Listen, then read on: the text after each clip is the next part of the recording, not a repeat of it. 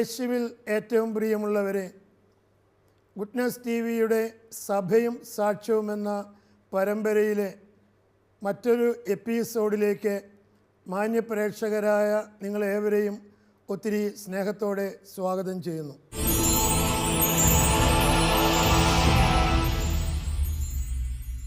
കഴിഞ്ഞ എപ്പിസോഡിൽ നമ്മൾ ചിന്തിച്ചുകൊണ്ടിരുന്നത് കുട്ടികളുടെ നന്മയിൽ ആത്മീയമായ വശങ്ങളിൽ എന്തൊക്കെയാണ് നമ്മൾ ശ്രദ്ധിക്കേണ്ടത്, ആത്മീയ തലത്തിൽ എങ്ങനെയാണ് അവർ വളരേണ്ടതെന്നുള്ള കാര്യങ്ങളെക്കുറിച്ചായിരുന്നു. ആ വിഷയം നമ്മൾ പൂർത്തിയാക്കിയില്ല. തുടർന്ന് നമ്മൾ അതിനെക്കുറിച്ച് ചിന്തിക്കുകയാണ്. ഇക്കാര്യങ്ങൾ ഇന്ന് നമ്മളുമായിട്ട് പങ്കുവയ്ക്കുവാൻ നമ്മുടെ കൂടെയുള്ള സ്നേഹബഹുമാനപ്പെട്ട ഫിലിപ്പ് തയ്യലച്ഛനെ നിങ്ങളുടെ ഏവരുടെയും പേരിൽ ഒത്തിരി സ്നേഹത്തോടെ സ്വാഗതം ചെയ്യുന്നു. അച്ഛാ, കഴിഞ്ഞ എപ്പിസോഡിൻ്റെ അവസാന ഭാഗമായപ്പോൾ നമ്മൾ ആധ്യാത്മിക വളർച്ചയെക്കുറിച്ചാണ് കുഞ്ഞുങ്ങളുടെ, അതിനെക്കുറിച്ച് തുടർന്ന് ഒന്ന് ബാക്കിയുള്ള കാര്യങ്ങളൊന്ന് പങ്കുവയ്ക്കാം. കുടുംബത്തിൽ ഒരു പ്രാർത്ഥനയുടെ അന്തരീക്ഷം സൃഷ്ടിക്കുക മാതാപിതാക്കന്മാരുടെ കടമയാണെന്ന് നമ്മൾ കണ്ടു കഴിഞ്ഞു. അപ്പോൾ അതിൽ ഏറ്റവും പ്രധാനപ്പെട്ടത് കുടുംബത്തിൽ മാതാപിതാക്കന്മാർ മക്കളോട് ഒരുമിച്ച് കുടുംബ പ്രാർത്ഥന ഒരു നിശ്ചിത സമയത്ത് കഴിയുന്നതും നിർവഹിക്കാനായിട്ട് ശ്രദ്ധിക്കണം. അപ്പോൾ അത് കുടുംബത്തിൻ്റെ ഒരു ഭാഗമായിട്ട്, കുടുംബത്തിൻ്റെ ക്രമത്തിൻ്റെ ഭാഗമായിട്ട് കുട്ടികൾക്ക് അത് അനുഭവവേദ്യമാകണം. രാവിലെ ഭക്ഷണം കഴിക്കുന്നത് പോലെ, പ്രഭാത ഭക്ഷണം കഴിക്കുന്നത് പോലെ, ഉച്ചയ്ക്ക് ഉച്ച ഭക്ഷണം കഴിക്കുന്നത് പോലെ തന്നെ ജീവിതത്തിൻ്റെ ഒരു ഭാഗമായിട്ട്, ഒരു ദിനചര്യയായിട്ട് തന്നെ മാതാപിതാക്കന്മാർക്ക് തോന്നണം, കുട്ടികൾക്ക് തോന്നണം. നമ്മൾ ചിലപ്പോഴെങ്കിലും ചില ഭവനങ്ങളിൽ കണ്ടിരിക്കുന്ന ഒരു കാര്യം, ഒരുമിച്ച് അവർ ഭക്ഷണം കഴിക്കാനായിട്ട് കഴിയുന്നിടത്തോളം ശ്രദ്ധിക്കും. ഒരുമിച്ച് എല്ലാവരും കൂടി ഒരുമിച്ച്. ഒരുപക്ഷെ ജോലിക്കൊക്കെ പോയ ആളുകൾക്ക് ആ സമയത്ത് വരാൻ പറ്റിയെന്ന് വരികയില്ല. ഭക്ഷണത്തിന് മുമ്പും ഭക്ഷണത്തിന് ശേഷവും പ്രാർത്ഥിക്കുന്ന ഒരു ക്രമം ചിലയിടങ്ങളിലുണ്ട്. നമ്മുടെ നാട്ടിലില്ലെന്ന് മാത്രമേ ഉള്ളൂ. നമ്മുടെ നാട്ടിൽ ചുരുക്കമായിട്ടേ ഉള്ളൂ. പക്ഷേ വിദേശങ്ങളിൽ ഒരു പക്ഷേ സാറ് ശ്രദ്ധിച്ചിട്ടുണ്ടാവും. പ്രത്യേകിച്ച് ക്രിസ്ത്യൻ കൺട്രീസിൽ അങ്ങനെ എല്ലാ ഭക്ഷണത്തിന് മുമ്പും പിമ്പും ഒരു പ്രാർത്ഥനയുണ്ടെന്നുള്ളതാണ്. അപ്പോൾ അത് സാധിച്ചെന്ന് വരികയില്ല, എങ്കിലും പറയുകയാണ്. അപ്പം പ്രാർത്ഥന ഒരു കുടുംബജീവിതത്തിൻ്റെ ഭാഗമായിട്ട് തന്നെ മാറണം എന്നുള്ളത്. ഇപ്പോൾ കുട്ടികൾ വളരുന്നതനുസരിച്ച് നമ്മൾ ചില കുടുംബങ്ങളിൽ കുട്ടികളെ തന്നെ നമ്മൾ പരിശീലിപ്പിക്കും. പ്രാർത്ഥനയ്ക്ക് കുറേശ്ശെ അവർ പ്രായമാകുന്നതനുസരിച്ച് ചില പ്രാർത്ഥനകൾക്ക് നേതൃത്വം കൊടുക്കാനായിട്ട്, ബൈബിള് വായിക്കാനായിട്ട് ഒക്കെ നമ്മൾ കൊടുക്കുന്നു. അപ്പോൾ അങ്ങനെ അവരെ പരിശീലിപ്പിക്കാനായിട്ട് സാധിക്കും. അതിനോടൊരു താല്പര്യം ഉണ്ടാകാനായിട്ട് സാധിക്കും എന്നുള്ളതാണ്. ഈ കുടുംബത്തിൽ ഞാൻ പറഞ്ഞത് പലപ്പോഴും പറ്റുന്നത് വെച്ചാൽ ഈ പ്രാർത്ഥനയുടെ സമയമാണ് കുട്ടികൾക്ക് പലപ്പോഴും ബുദ്ധിമുട്ടുണ്ടാകുക. ചിലപ്പോൾ കുട്ടികളൊക്കെ നേരത്തെ ഉറങ്ങുന്നവരായി. അപ്പം അങ്ങനെയാണെങ്കിൽ ആ നേരത്തെ ഉറങ്ങുന്ന കുട്ടികളെങ്കിലും ഇരുത്തിയെങ്കിലും ഒന്ന് പ്രാർത്ഥിപ്പിച്ച് അവരെ ഉറക്കത്തിലേക്ക് നയിക്കുന്ന ഒരു അവസ്ഥയിലേക്ക് കൊണ്ടുവരേണ്ടതല്ലേ? നേരത്തെ നമ്മുടെ കുടുംബങ്ങളിലുണ്ടായിരുന്നു. കുഞ്ഞു കുട്ടികളെയൊക്കെ ആണെന്നുണ്ടെങ്കിലും ചെറുതായിട്ട് ഒന്ന് പ്രാർത്ഥിപ്പിച്ചിട്ട് അവർക്ക് ഭക്ഷണം കൊടുത്തിട്ട് കിടത്തിയതിന് ശേഷമാണ് മറ്റ് അംഗങ്ങളെല്ലാവരും കൂടി കുടുംബ പ്രാർത്ഥന ചൊല്ലുന്നതെന്ന് പറയുന്നത്. പണ്ട് ഒരു കുരിശുമണി കൊട്ടുമ്പോൾ ഒരു പ്രാർത്ഥന ഉണ്ടായിരുന്നു. അതെ, കുരിശുവനൊക്കെ. ഇപ്പോൾ അതൊക്കെ നമ്മുടെ നാട്ടിൽ നിന്നു. ചില ഭവനങ്ങളിൽ അതിപ്പോഴും നടക്കുന്നുണ്ട്. എങ്കിൽ ഈ ഒരു കൾച്ചർ, കാരണം എന്താണെന്ന് വെച്ച് കഴിഞ്ഞാൽ ഒരു മനുഷ്യൻ്റെ, കർത്താവ് പറയുന്നത് പോലെ ഈ ഭൗതികമായിട്ടുള്ള സമ്പത്ത് കൊണ്ടല്ല മനുഷ്യജീവിതം സമ്പന്നമാകുന്നു എന്നുള്ളൊരു കാര്യമാണ്. എല്ലാം ഉണ്ടെങ്കിൽ തന്നെ, അതായത് സമ്പത്ത് ഉണ്ട്, അംഗീകാരമുണ്ട്, സ്ഥാനമാനങ്ങളുണ്ട്, ഇതൊക്കെ ഉണ്ടെങ്കിൽ പോലും കുടുംബത്തിൽ, വ്യക്തിജീവിതത്തിലും കുടുംബത്തിലും സ്വസ്ഥതയും സമാധാനവും അനുഭവിക്കുന്നില്ലെങ്കിൽ തീർന്നില്ലേ? അപ്പം എങ്ങനെ ജീവിക്കാമെന്ന് നമ്മളെ പഠിപ്പിക്കുന്നത്, എങ്ങനെ ജീവിക്കണമെന്ന് പഠിപ്പിക്കുന്നത് ഈ വിശ്വാസമാണെന്നുള്ള ഓർക്കണം. നമ്മുടെ ക്രൈസ്തവ വിശ്വാസമാണ് എങ്ങനെ ജീവിക്കണം. അപ്പോൾ അതുകൊണ്ട് മാതാപിതാക്കന്മാർ കുടുംബത്തിൽ ഇങ്ങനെയുള്ള ഒരു പശ്ചാത്തലം, ആത്മീയമായിട്ട് വളരുന്നതിന് തക്ക വിധത്തിലുള്ള ഒരു സാഹചര്യം ഒരുക്കി കൊടുക്കണം. ഇപ്പോൾ ഞാൻ പറഞ്ഞു, ഈ കുടുംബ പ്രാർത്ഥനയെക്കുറിച്ച് പറയുമ്പോൾ എൻ്റെ മനസ്സിലേക്ക് വരുന്നത് ചിലപ്പോഴൊക്കെ ഇപ്പോൾ ഈ നമ്മുടെ പല ചാനലിൽ, ഇപ്പോൾ നമ്മുടെ ക്രിസ്ത്യൻ ചാനലിൽ ഒക്കെ വൈകുന്നേരങ്ങളിലൊക്കെ ജപമാല, കരുണക്കൊന്ത ഇങ്ങനെയൊക്കെ നടക്കുന്നുണ്ട്. പല. അപ്പോൾ ചില കുടുംബങ്ങളിലൊക്കെ ഞാൻ കണ്ടിട്ടുണ്ട്, എനിക്കറിയാം, അവർ പറഞ്ഞിട്ടുണ്ട്. ഞാൻ ചിലപ്പോൾ ചോദിക്കാറുണ്ട് അവരോട്, എപ്പോഴാണ് നിങ്ങളുടെ പ്രാർത്ഥന എന്ന് പറയുമ്പോൾ പറയും അത് ഗുഡ്നസ് ടി വിയിൽ അല്ലെങ്കിൽ ഷാലോം ടി വിയിൽ അവിടെ ജപമാലയുടെ ഒരു പ്രോഗ്രാമുണ്ട്. അപ്പോൾ അവരുടെ കൂട്ടത്തിൽ ആ കൂട്ടത്തിൽ ഇരുന്നു കൊണ്ട് ആ കൂട്ടത്തിൽ ഒരു ഒരു ഒരു പരിപാടിയായിട്ട് ഈ ജപമാല അല്ലെങ്കിൽ കരുണക്കൊന്ത ഇങ്ങനെയൊക്കെ ചെല്ലുന്നൊരവസ്ഥ. പക്ഷെ അത് എത്രമാത്രം നമ്മൾ പ്രോത്സാഹിപ്പിക്കേണ്ടതാണ് എന്നുള്ളതാണ് എൻ്റെ സംശയം. അത് കരണീയമാണോ എന്നുള്ളതാണ്. അല്ല, ഇങ്ങനെയുള്ള പ്രാർത്ഥനകൾ ഇപ്പോൾ ഉദാഹരണമായിട്ട് ടി വിയിൽ ടെലികാസ്റ്റ് ചെയ്യുന്ന പ്രാർത്ഥന, അത് പ്രധാനമായിട്ടും എനിക്ക് തോന്നുന്നത് ഉദ്ദേശിക്കുന്നത് അത് കുടുംബ പ്രാർത്ഥനയ്ക്ക് പകരമായിട്ടുള്ള പ്രാർത്ഥനയല്ല. അപ്പോൾ അതിൽ അറ്റൻഡ് ചെയ്തതുകൊണ്ട്, അതിനോട് ചേർന്ന് നിന്നുകൊണ്ട് അത് കുടുംബ പ്രാർത്ഥന ആകില്ല.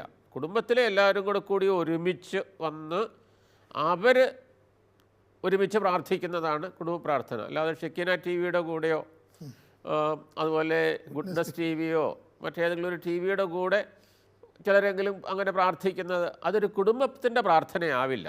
ആ പ്രാർത്ഥനയ്ക്ക് അതിൻ്റേതായിട്ടുള്ള അർത്ഥമുണ്ട്. പ്രത്യേകിച്ച് നമുക്കറിയാം, കുടുംബങ്ങളിൽ ഏകരായിട്ട് കഴിയുന്ന ഏകരായിട്ട് കഴിയുന്ന ആളുകൾ കാണും, പ്രായാധിക്യമുള്ളവരുണ്ട്.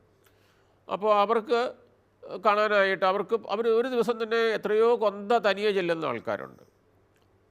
നമ്മുടെ പ്രായമായിട്ടുള്ള ആളുകൾ എത്രയോ ആളുകളുണ്ട് ചെല്ലുന്നത്. അപ്പോൾ അവരെ സംബന്ധിച്ചുള്ള ഒരു സഹായകമായിരിക്കും ഈ ഇതിനോട് ഒരുമിച്ച് ചെല്ലുക എന്നുള്ളത്. അപ്പോൾ അങ്ങനെയുള്ള ആളുകളെ ഉദ്ദേശിച്ച്, അല്ലെങ്കിൽ തന്നെ എല്ലാ സമയവും വൈകുന്നേരമൊന്നും ആയിരിക്കില്ല, അല്ലാത്ത സമയത്തുമൊക്കെ ഈ കൊന്തയും മറ്റു പ്രാർത്ഥനകളും ഒക്കെ ഈ ടി വിയിലൂടെയൊക്കെ വരുന്നുണ്ട്. അപ്പം ഒരുമിച്ച് ചെല്ലാനായിട്ട് പറ്റാത്ത ആളുകളെ സംബന്ധിച്ചിടത്തോളം ഇത് വലിയൊരു സഹായമായിട്ടുള്ളതാണ്. അതുകൊണ്ട് പകരം വയ്ക്കാനായിട്ട് നമുക്ക് പറ്റില്ല, കുടുംബ പ്രാർത്ഥന തന്നെ നമ്മൾ നടത്തേണ്ടതായിട്ടുണ്ട് എന്നുള്ളതാണ്.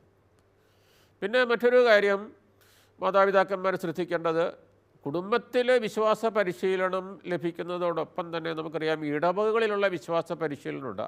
ആത്മീയമായിട്ടുള്ള വളർച്ച, അത് കുട്ടികളുടെ വളർച്ച നമുക്കറിയാമല്ലോ. എല്ലാ കത്തോലിക്കരുടെയും ക്രൈസ്തവരുടെയും ഒക്കെ വളർച്ചയ്ക്ക് ഒരു പ്രധാനപ്പെട്ട പങ്ക് വഹിക്കുന്നത്, വളരെ പ്രധാനപ്പെട്ട പങ്ക് വഹിക്കുന്നത് ഇടവക ദേവാലയങ്ങളാണ്, ഇടവകകളാണ്.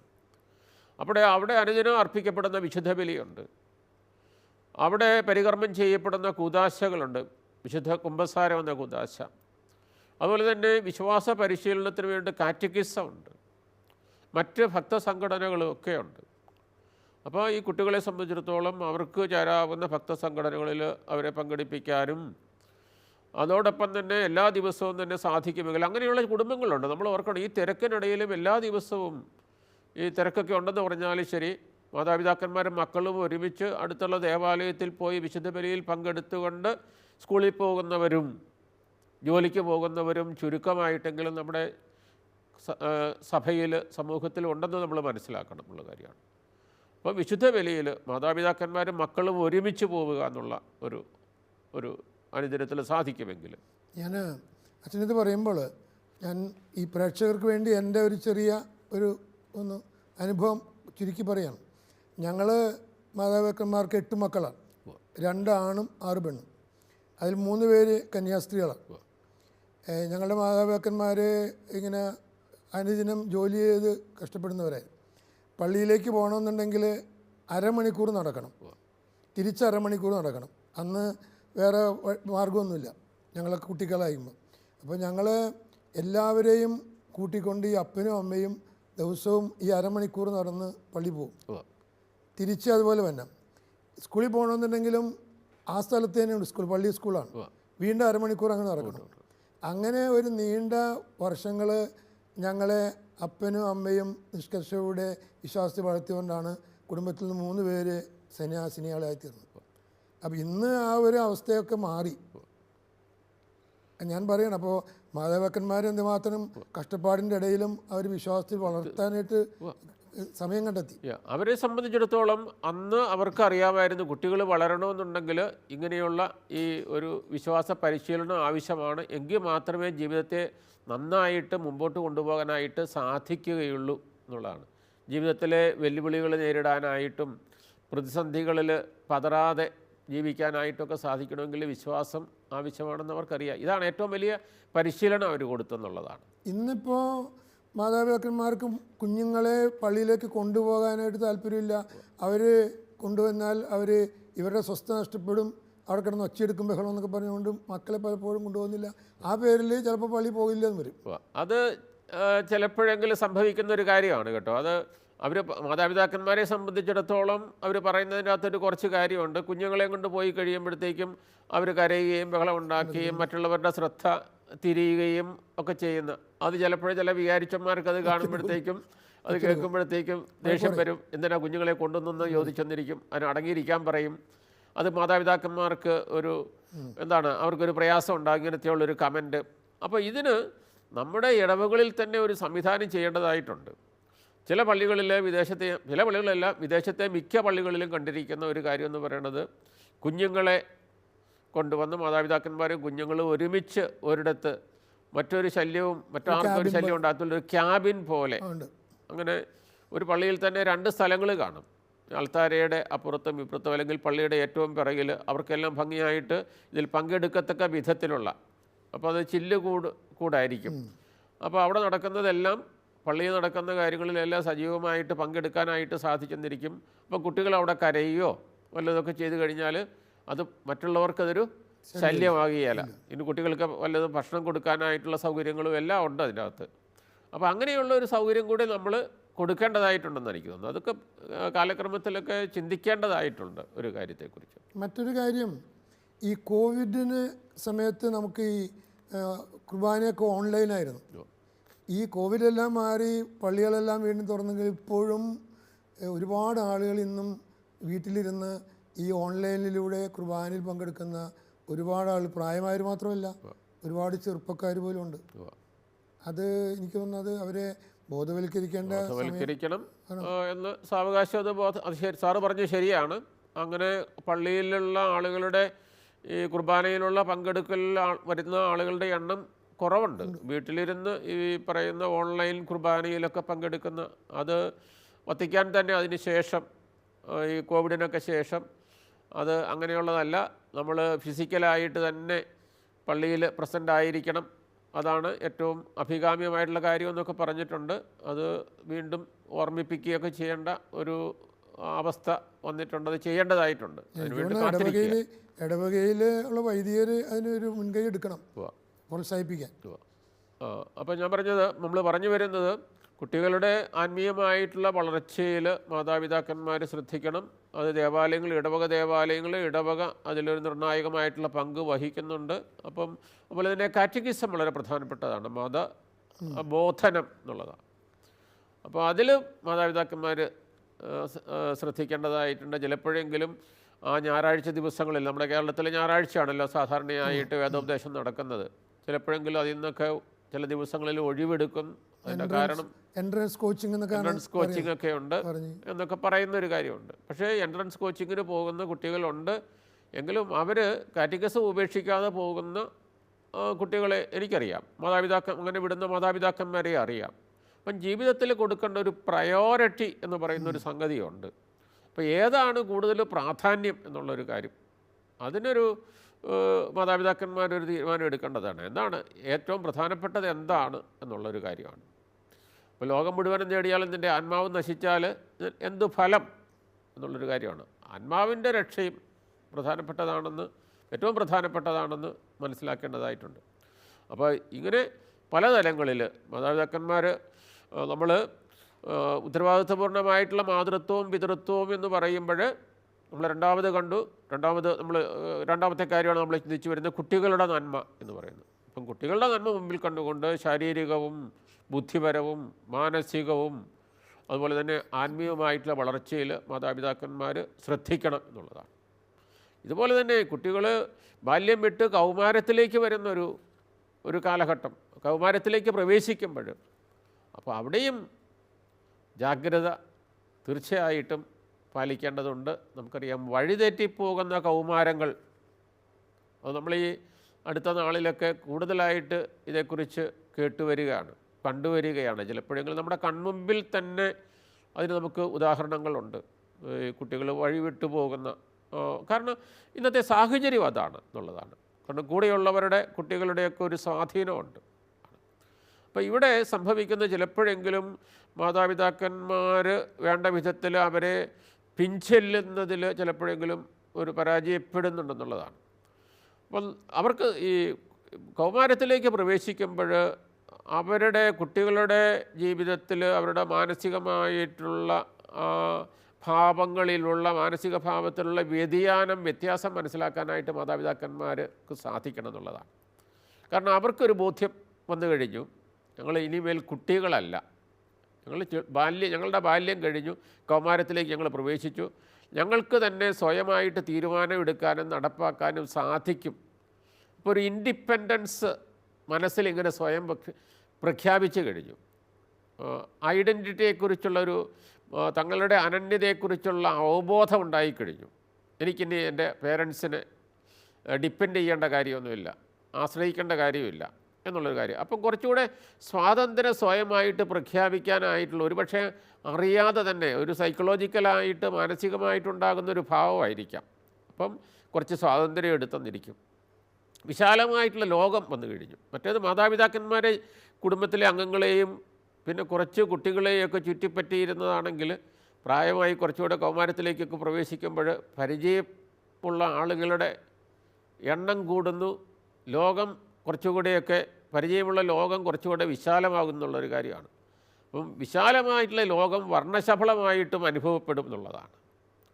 അപ്പോൾ അങ്ങനെയുള്ള ഒരു ലോകത്തിലേക്ക് പ്രവേശിക്കുമ്പോൾ മാതാപിതാക്കന്മാർ കണക്കിലെടുക്കേണ്ട ഒരു കാര്യം എന്ന് വെച്ച് കഴിഞ്ഞാൽ ഈ കുട്ടികൾക്ക് സ്വയമായിട്ട് അവർ സ്വതന്ത്രരാകാനായിട്ടുള്ളൊരാഗ്രഹമുണ്ടെന്നും അതിനു വേണ്ടിയിട്ട് അവർ ശ്രമിക്കുന്നും ഇത് ജീവിതത്തിൻ്റെ ഒരു കുട്ടിയുടെ വളർച്ചയുടെ ഒരു ഭാഗമാണെന്ന് മനസ്സിലാക്കണം.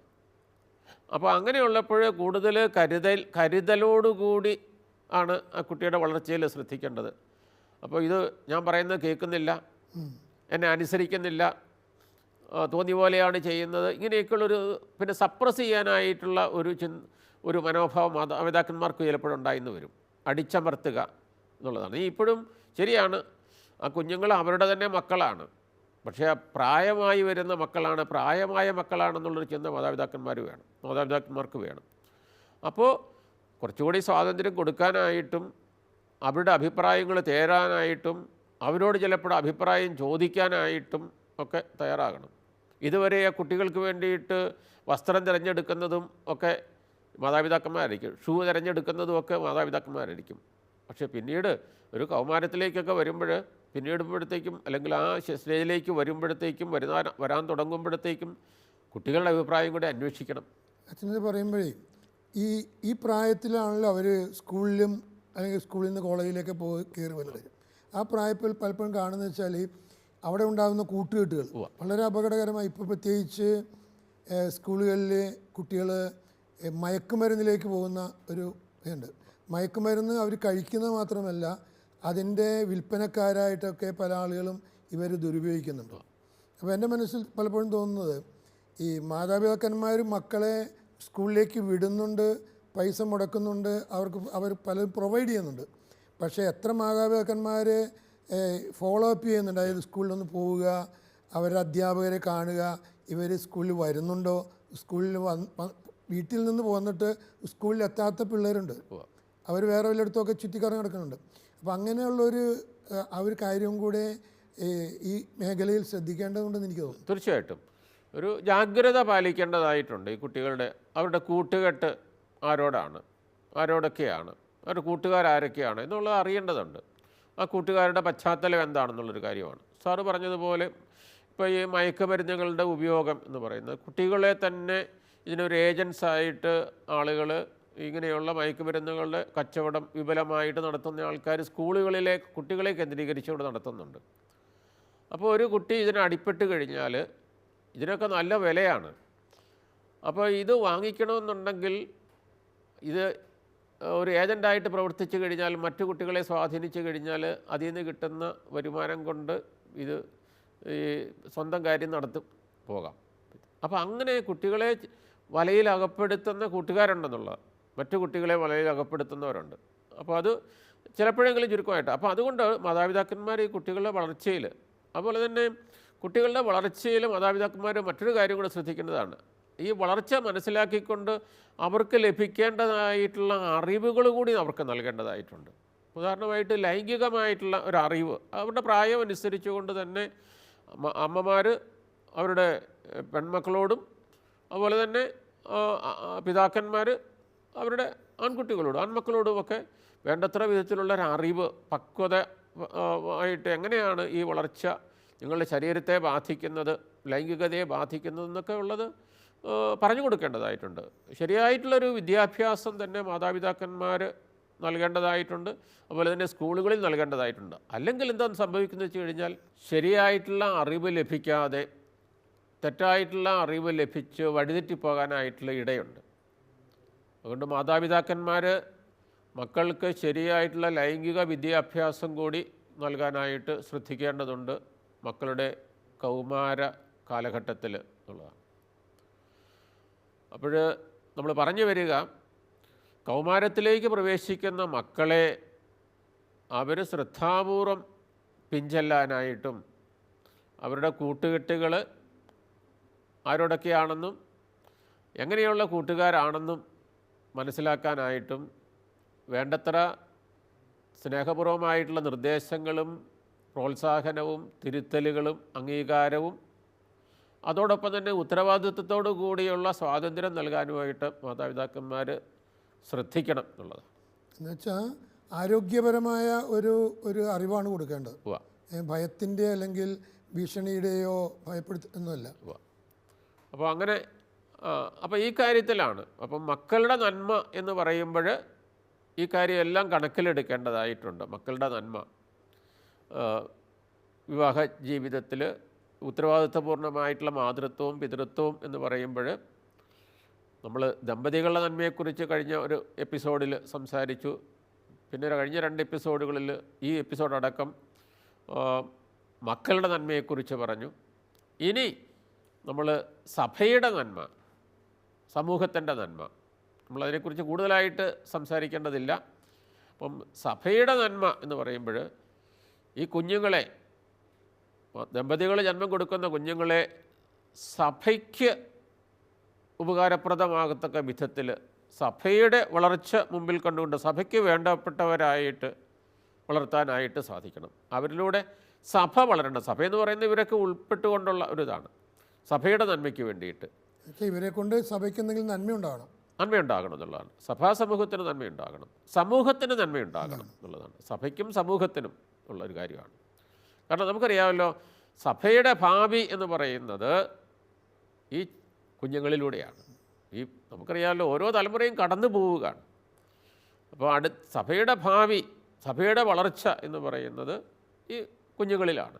അപ്പോൾ അവർ നന്നായിട്ട് വളർന്നു വരികയാണെന്നുണ്ടെങ്കിൽ, വേണ്ട വിധത്തിൽ വരികയാണെങ്കിൽ അത് സഭയുടെ വളർച്ചയ്ക്ക് കാരണമായി തീരും എന്നുള്ളതാണ് ഇവിടെ മുമ്പിൽ. അതുകൊണ്ടാണ് ഉത്തരവാദിത്വപൂർണ്ണമായിട്ടുള്ള മാതൃത്വവും പിതൃത്വം എന്ന് പറയുമ്പോൾ സഭയുടെ നന്മയെ കരുതിക്കൂടി കുഞ്ഞുങ്ങൾക്ക് ജന്മം കൊടുക്കണം എന്ന് പറയുന്നതിൻ്റെ ഒരു കാരണമുണ്ട്. നമുക്കറിയാമല്ലോ, ഇന്നിപ്പം സഭയിൽ ആളുകളുടെ എണ്ണം കുറയുകയാണ്. കാരണം കുഞ്ഞുങ്ങളുടെ എണ്ണം കുറയുന്നത് കൊണ്ട് സഭയിലെ അംഗങ്ങളുടെ എണ്ണവും കുറയുകയാണ്. പ്രായമായിട്ടുള്ളവരുടെ എണ്ണം കൂടി വരുന്നു. അത് ഓരോ വർഷം ചെല്ലുന്തോറും പ്രായമായി മരിക്കുന്നവരുടെ എണ്ണം കൂടി വരുന്നു. അതനുസരിച്ച് കുഞ്ഞുങ്ങളുണ്ടാകുന്നില്ല. സഭയുടെ വളർച്ച. അപ്പോൾ ഈ സഭയുടെ നന്മ എന്ന് വരുമ്പോഴത്തേക്ക്, അതുകൊണ്ടാണ് നമുക്കറിയാമല്ലോ, വൈദികരുടെ എണ്ണത്തിലും സമർപ്പിതരായിട്ടുള്ള സന്യസ്തരുടെ എണ്ണത്തിലുമൊക്കെയുള്ള കുറവ് ലോകത്തിൽ പലയിടത്തും അനുഭവപ്പെടുന്നുണ്ട്. അപ്പോൾ സഭയ്ക്ക് വേണ്ടിയിട്ട് ശുശ്രൂഷ ചെയ്യുവാൻ ഈ ഉണ്ടാകുന്ന കൂടുതൽ കുഞ്ഞുങ്ങളുണ്ടാകുകയാണെങ്കിൽ അതിന് കൂടുതൽ പേര് മുമ്പോട്ട് വരും എന്നുള്ളതാണ് സഭയുടെ പ്രതീക്ഷ. അപ്പോൾ സഭയുടെ നന്മയും മുമ്പിൽ കണ്ടുകൊണ്ട് ഉത്തരവാദിത്വപൂർണ്ണമായിട്ടുള്ള മാതൃത്വവും പിതൃത്വവും നിർവഹിക്കേണ്ടതായിട്ടുണ്ട്. അതുപോലെ തന്നെ സമൂഹത്തിൻ്റെ നന്മ. അപ്പോൾ സമൂഹത്തിൽ നല്ല കുഞ്ഞുങ്ങൾ നല്ല പൗരന്മാരായിട്ട് വളരത്തക്ക വിധത്തിലുള്ള ഇത് കൊടുക്കണം. അത് കൂടുതൽ മക്കൾ വരുമ്പോഴത്തേക്ക് നമുക്കറിയാമല്ലോ, പ്രത്യേകിച്ച് യൂറോപ്യൻ രാജ്യങ്ങൾ, ചൈനയും ഒക്കെ അനുഭവിക്കുന്ന ഒരു പ്രശ്നം യുവാക്കളുടെ എണ്ണത്തിലുള്ള കുറവ്, ശിശുക്കളുടെ എണ്ണത്തിലുള്ള കുറവാണ്. അപ്പോൾ അവർ പ്രോത്സാഹിപ്പിക്കുകയാണ്. നമുക്ക് ഇതോടെ പറഞ്ഞു കൂടുതൽ മക്കൾ ഉണ്ടാകത്തക്ക വിധത്തിൽ. അപ്പോൾ ഈ സമൂഹത്തിൻ്റെയും സഭയുടെയും നന്മ മുമ്പിൽ കണ്ടുകൊണ്ട് ഉത്തരവാദിത്വപൂർണ്ണമായിട്ടുള്ള മാതൃത്വവും പിതൃത്വവും ദമ്പതികൾ നിർവഹിക്കേണ്ടതായിട്ടുണ്ട്. നമ്മൾ ഇത്രയും സമയം ചിന്തിച്ചുകൊണ്ടിരുന്നത് കുട്ടികളുടെ നന്മയിൽ അവരുടെ ആത്മീയവും മാനസികവും ഭൗതികവും വിദ്യാഭ്യാസപരമായ കാര്യങ്ങളിൽ എങ്ങനെയൊക്കെയാണ് ശ്രദ്ധിക്കേണ്ടതെന്നുള്ള കാര്യങ്ങളെക്കുറിച്ചാണ്. ഈ കാര്യങ്ങൾ ഇന്ന് നമ്മളുമായിട്ട് പങ്കുവെച്ച സ്നേഹബഹുമാനപ്പെട്ട ഫിലിപ്പ് തയ്യലച്ചനെ നിങ്ങളുടെ ഏവരുടെയും പേരിൽ ഒത്തിരി സ്നേഹത്തോടെ നന്ദി പറയുന്നു. നിങ്ങളുടെ വിലയേറിയ അഭിപ്രായങ്ങളും നിർദ്ദേശങ്ങളും സഭയെ സംബന്ധിച്ചുള്ള നിങ്ങളുടെ സംശയങ്ങളും ഞങ്ങൾക്ക് എഴുതുക. കത്തുകൾ അയക്കേണ്ട വിലാസം: ദ പ്രൊഡ്യൂസർ, സഭയും സാക്ഷ്യവും, goodness TV, divine vision complex, Muringoor PO, Chalakudy 680309. മറ്റൊരു എപ്പിസോഡിൽ നമ്മൾ വീണ്ടും കണ്ടുമുട്ടാമെന്ന പ്രതീക്ഷയോടെ നന്ദി, നമസ്കാരം.